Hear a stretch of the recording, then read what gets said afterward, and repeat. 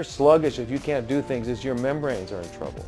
There's a guy in Texas who's a very bright doctor, came up with Dr. Jerry Tennant. Anyway, he does a special test to find out how the membranes are doing in terms of how strong your membranes are.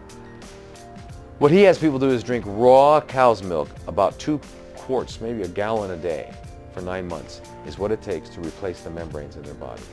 Now, we're not going to advocate that, but we do it with, seeds, coconut, avocados, nuts and seeds and stuff like that.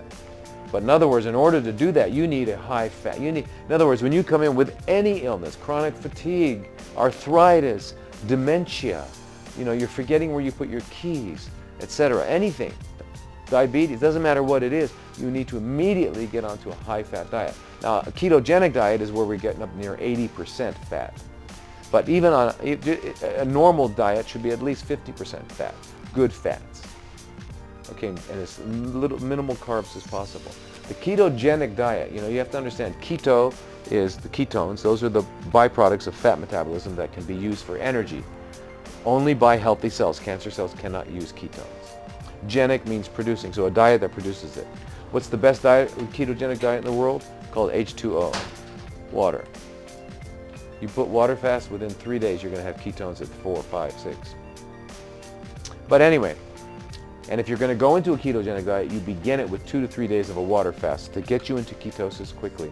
Then you do the ketogenic diet. If you just go from eating normally to a ketogenic diet, it's going to take you 7, 10, 14 days to get into ketosis. So you want to jumpstart it, you quickly fast 2 to 3 days, and then you do it. Now you're burning ketones. What does that mean? That means, and your glucose to ketone ratio must be less than 1.0.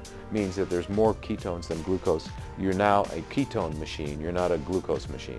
And the reason that's important is because cancer requires glucose. Okay, healthy cells don't. So basically you are starving the cancer cells. Okay, so if you learn how to do it, you develop recipes that you like, that you can eat, and you do that, and you can keep your index at less than 1.0, ketones and glucose, for 6 weeks.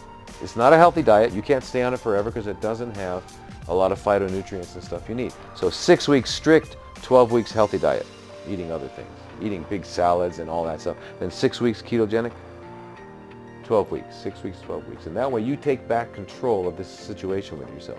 You don't have to come to places like this anymore.